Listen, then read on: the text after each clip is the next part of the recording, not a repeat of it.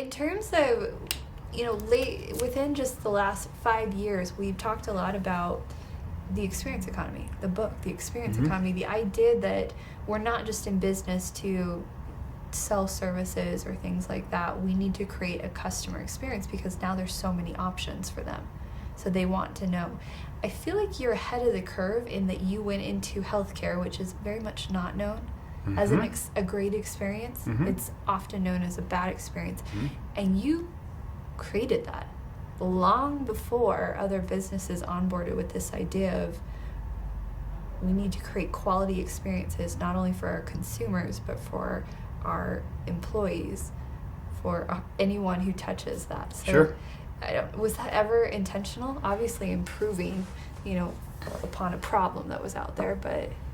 Yeah, I think I've always been, in my technology career, it's always been about thinking about the experience that the customer has. And you're right, switching costs are so low now. It's crazy, and it wasn't like that. It doesn't matter if your business is even, you think about enterprise, if you're an enterprise software company, the switching costs historically were so massive. You could hate the software that you're using, but to switch was impossible, so you just always use it. Even that's changing now from an enterprise perspective, but if you think about mid-market, SMB, all of those things, the switching costs are just massively low right now, technology from a technology perspective. And so it's all about the experience and why are you staying with it? What produces loyalty? That's a tough one. That's frankly a brand new concept that's just evolving now in SaaS. What is loyalty, customer loyalty? People look at it completely wrong, in my opinion. There's a lot of groundbreaking things you have to think about when you're looking at satisfaction scores and things like that. It has nothing to do with satisfaction scores, frankly. It's just amazing that I think it's wrong. Our thesis, how we look at it. But anyway, I'm kind of getting off track. But you're right. It is about the experience, and you hope that you provide the best experience you can in a work environment with your people. That's the first thing. And if you can build people and help them, look, they're pros, and a lot of people don't think of their jobs that way. They say, well, no, you're a pro. If you thought about sports, I thought, I'm professional. Yeah, this is your career. So how are you going to be better 2, 3, 4 years down the road? And hopefully everyone that comes to Solutionreach, and they can have a great career that spans 18 years. We have people there that have been there for 18 years, which is beyond myself, which is crazy, and that's awesome. Yeah. And we have people that, have started companies, and we have people that say, hey, they got a great gig and wanted to go do something different after 5, 6 years. And I think that's great. If they've come and learned how to be an entrepreneur in their role and be a better professional, then I think we've done a service to our people. So it starts absolutely with your people and caring about them. And what you're doing has to matter. I mean, you can make a lot of stuff. You can build a lot of software that does stuff. That's fine. I can't be doing that for 18 years, selling a lot of software that doesn't have an impact behind it. I think for us, we're really driven to say, look, healthcare, we all know how the movie ends. In your mind, fast forward 25, 50 years, whatever it might be, you can see that diagnosis information is going to be instant. You're going to look at your doctor more as a consultant than an actual diagnosis provider. The caregiver is going to be very different. It's going to be more team-oriented. There's all kinds of, we can all kind of envision that. But today we're not there, so who's going to build it?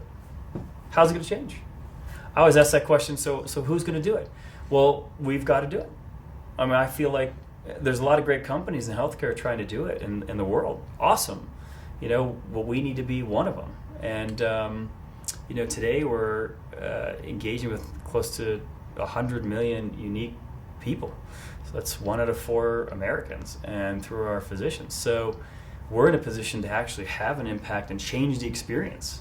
If we can get to that many people, so what happens when we have 500 million people around the world, and so that's our goal. And we think when we're all long gone and I'm not on the earth anymore, and who knows where Solutionreach, but we've actually had a really great impact on the world for generations to come and made healthcare better. And it's personal. It should be personal for us because it touches everybody. It touches everybody that we're either in the healthcare system, we are going to be at some point in time. We have loved ones there or kids. Absolutely. I've got a little girl that's in, that has an undiagnosed autoimmune disease. So and she's 12, and so I know exactly what it's like to kind of go, well, we have no answers, and what do we do, and feeling disconnected from our specialists. So look, it's personal all the way through, and I think if you have that, then you drive that experience, you understand it, versus saying, well, I'm trying to solve something for this customer over here, and maybe I don't really get what their experience is. I can talk to them and build software and sell it to them. Mm-hmm. I like the fact that all the solutionaries, we're in it. We're patients. We understand it, and we're like, no, we got to solve this for us and our families and everyone that we can possibly solve it for, and help the doctor, our customers, along the way, so they can actually do it because they want to. They're the caregivers. So it's pretty special to kind of have that intersection between, vision and actual, just work satisfaction of what we're trying to accomplish.